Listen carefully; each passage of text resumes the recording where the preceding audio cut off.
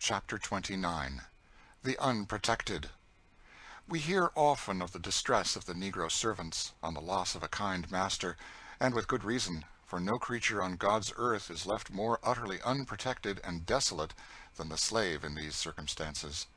The child who has lost a father has still the protection of friends and of the law. He is something and can do something, has acknowledged rights and position. The slave has none. The law regards him, in every respect, as devoid of rights as a bale of merchandise. The only possible acknowledgment of any of the longings and wants of a human and immortal creature, which are given to him, comes to him through the sovereign and irresponsible will of his master, and when that master is stricken down, nothing remains. The number of those men who know how to use wholly irresponsible power humanely and generously is small. Everybody knows this, and the slave knows it best of all, so that he feels that there are 10 chances of his finding an abusive and tyrannical master to 1 of his finding a considerate and kind one. Therefore is it that the wail over a kind master is loud and long, as well it may be. When St. Clare breathed his last, terror and consternation took hold of all his household. He had been stricken down so in a moment, in the flower and strength of his youth. Every room and gallery of the house resounded with sobs and shrieks of despair. Marie, whose nervous system had been enervated by a constant course of self-indulgence, had nothing to support the terror of the shock, and, at the time her husband breathed his last, was passing from one fainting fit to another, and he to whom she had been joined in the mysterious tie of marriage passed from her forever, without the possibility of even a parting word.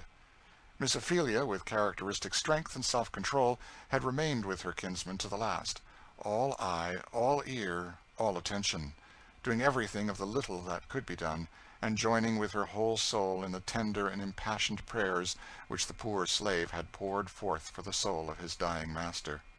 When they were arranging him for his last rest, they found upon his bosom a small, plain miniature case, opening with a spring. It was a miniature of a noble and beautiful female face, and on the reverse, under a crystal, a lock of dark hair. They laid them back on the lifeless breast, dust to dust, poor mournful relics of early dreams, which once made that cold heart beat so warmly. Tom's whole soul was filled with thoughts of eternity, and while he ministered around the lifeless clay, he did not once think that the sudden stroke had left him in hopeless slavery. He felt at peace about his master, for in that hour when he had poured forth his prayer into the bosom of his Father, he had found an answer of quietness and assurance springing up within himself. In the depths of his own affectionate nature he felt able to perceive something of the fullness of divine love, for an old oracle hath thus written, "He that dwelleth in love dwelleth in God, and God in him." Tom hoped and trusted, and was at peace. But the funeral passed, with all its pageant of black crape and prayers and solemn faces, and back rolled the cool, muddy waves of everyday life, and up came the everlasting hard inquiry of, what is to be done next? It rose to the mind of Marie, as, dressed in loose mourning robes and surrounded by anxious servants, she sat up in a great easy-chair and inspected samples of crape and bombazine. It rose to Miss Ophelia, who began to turn her thoughts towards her northern home. It rose, in silent terrors, to the minds of the servants, who well knew the unfeeling, tyrannical character of the mistress in whose hands they were left. All knew very well that the indulgences which had been accorded to them were not from their mistress, but from their master, and that, now he was gone, there would be no screen between them and every tyrannous infliction which a temper soured by affliction might devise. It was about a fortnight after the funeral that Miss Ophelia, busied one day in her apartment, heard a gentle tap at the door.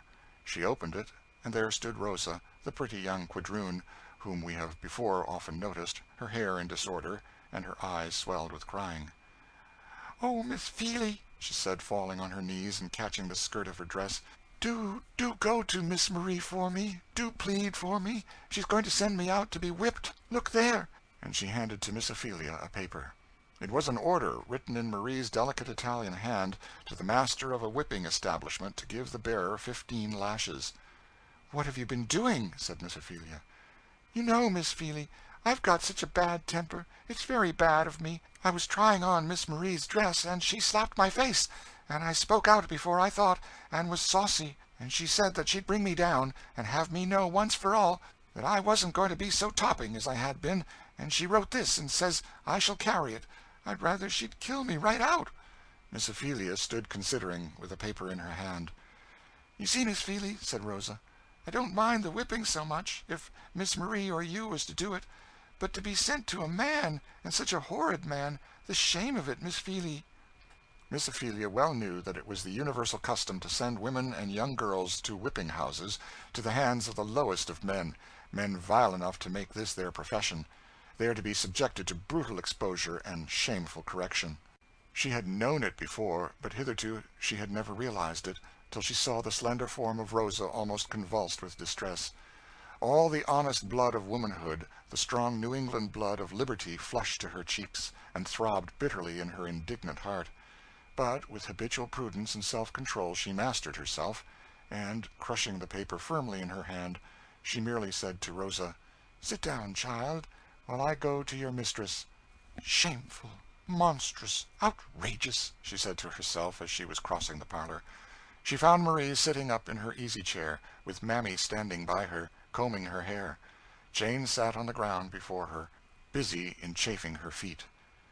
"How do you find yourself today?" said Miss Ophelia. A deep sigh and a closing of the eyes was the only reply for a moment. Then Marie answered, "Oh, I don't know, cousin. I suppose I'm as well as I ever shall be," and Marie wiped her eyes with a cambric handkerchief bordered with an inch deep of black. "I came," said Miss Ophelia, with a short dry cough such as commonly introduces a difficult subject, "I came to speak with you about poor Rosa." Marie's eyes were open wide enough now, and a flush rose to her sallow cheeks as she answered sharply, "Well, what about her?" "She is very sorry for her fault." "She is she? She'll be sorrier before I've done with her. I've endured that child's impudence long enough, and now I'll bring her down. I'll make her lie in the dust." "But could not you punish her some other way, some way that would be less shameful?" "I mean to shame her. That's just what I want. She has all her life presumed on her delicacy, and her good looks, and her lady-like airs, till she forgets who she is. I'll give her one lesson that will bring her down, I fancy." "But, cousin, consider that if you destroy delicacy and a sense of shame in a young girl, you deprave her very fast." "Delicacy," said Marie, with a scornful laugh. "A fine word for such as she. I'll teach her, with all her airs, that she's no better than the raggedest black wench that walks the streets. She'll take no more airs with me." "You will answer to God for such cruelty," said Miss Ophelia with energy. "Cruelty? I'd like to know what the cruelty is. I wrote orders for only 15 lashes, and told him to put them on lightly. I'm sure there's no cruelty there." "No cruelty," said Miss Ophelia. "I'm sure any girl might rather be killed outright." "It might seem so to anybody with your feeling, but all these creatures get used to it. It's the only way they can be kept in order. Once let them feel that they are to take any airs about delicacy and all that, and they'll run all over you, just as my servants always have. I've begun now to bring them under, and I'll have them all to know that I'll send one out to be whipped as soon as another, if they don't mind themselves," said Marie, looking round her decidedly. Jane hung her head and cowered at this, for she felt as if it was particularly directed to her. Miss Ophelia sat for a moment, as if she had swallowed some explosive mixture, and were ready to burst. Then, recollecting the utter uselessness of contention with such a nature, she shut her lips resolutely, gathered herself up, and walked out of the room. It was hard to go back and tell Rosa that she could do nothing for her, and shortly after one of the manservants came to say that her mistress had ordered him to take Rosa with him to the whipping-house, whither she was hurried in spite of her tears and entreaties. A few days after, Tom was standing musing by the balconies, when he was joined by Adolphe, who, since the death of his master, had been entirely crestfallen and disconsolate. Adolphe knew that he had always been an object of dislike to Marie, but while his master lived he had paid but little attention to it. Now that he was gone, he had moved about in daily dread and trembling, not knowing what might befall him next. Marie had held several consultations with her lawyer. After communicating with St. Clare's brother, it was determined to sell the place, and all the servants, except her own personal property. and these she intended to take with her and go back to her father's plantation. "Do you know, Tom, that we's all got to be sold?" said Adolphe. "How did you hear that?" said Tom. "I hid myself behind the curtains when Mrs. was talking with the lawyer. In a few days we shall be sent off to auction, Tom." "The Lord's will be done," said Tom, folding his arms and sighing heavily. "We'll never get another such a master," said Adolphe apprehensively. "But I'd rather be sold than take my chance under Mrs." Tom turned away. His heart was full. The hope of liberty, the thought of distant wife and children, rose up before his patient soul, as to the mariner shipwrecked almost in port rises the vision of the church spire and loving roofs of his native village, seen over the top of some black wave only for one last farewell. He drew his arms tightly over his bosom, and choked back the bitter tears, and tried to pray. The poor old soul had such a singular unaccountable prejudice in favor of liberty that it was a hard wrench for him, and the more he said, "Thy will be done," the worse he felt. He sought Miss Ophelia, who, ever since Eva's death, had treated him with marked and respectful kindness. "Miss Feely," he said, "Massa St. Clair promised me my freedom. He told me that he had begun to take it out for me, and now, perhaps, if Miss Feely would be good enough to speak about it to Mrs., she would feel like going on with it, was it as Massa St. Clair's wish."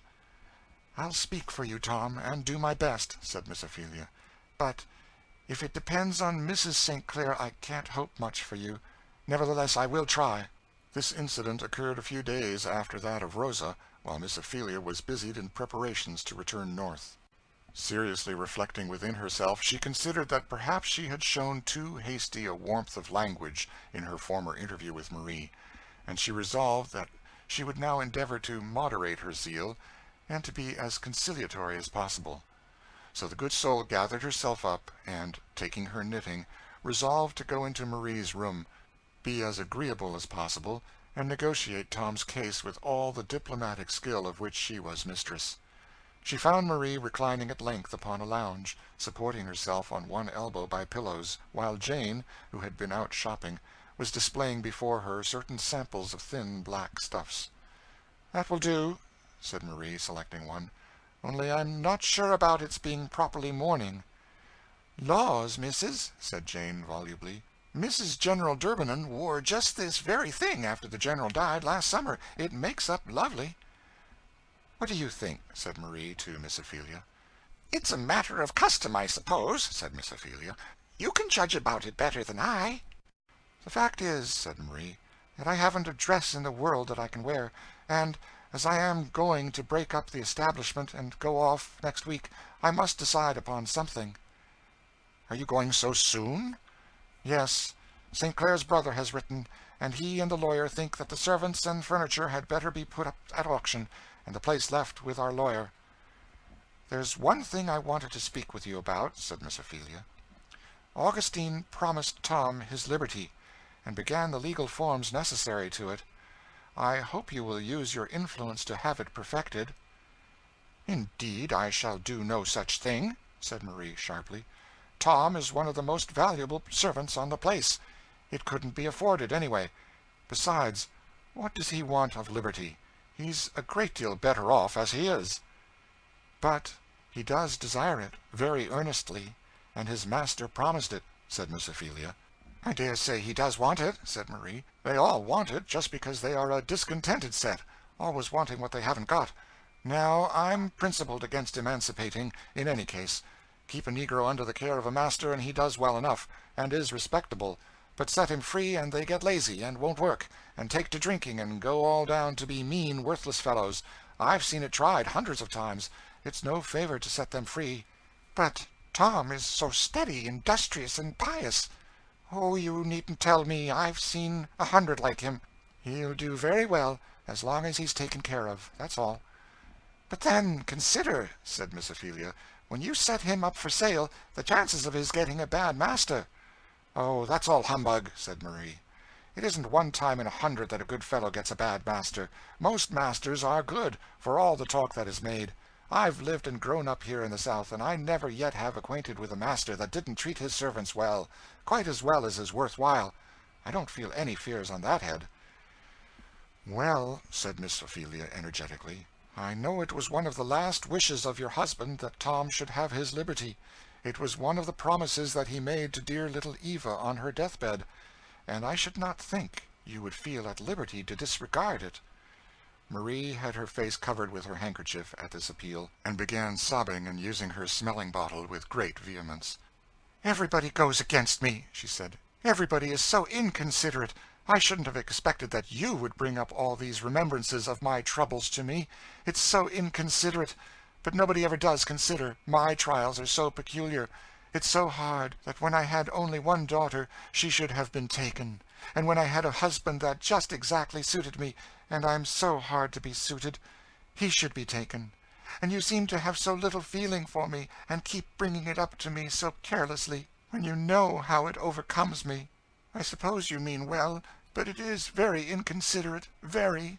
And Marie sobbed and gasped for breath, and called Mammy to open the window, and to bring her the camphor bottle, and to bathe her head, and unhook her dress, and in the general confusion that ensued Miss Ophelia made her escape to her apartment. She saw at once that it would do no good to say anything more, for Marie had an indefinite capacity for hysteric fits, and after this, whenever her husband's or Eva's wishes with regard to the servants were alluded to, she always found it convenient to set one in operation. Miss Ophelia, therefore, did the next best thing she could for Tom. She wrote a letter to Mrs. Shelby for him, stating his troubles, and urging them to send to his relief. The next day Tom and Adolphe and some half a dozen other servants were marched down to a slave warehouse to await the convenience of the trader, who was going to make up a lot for auction.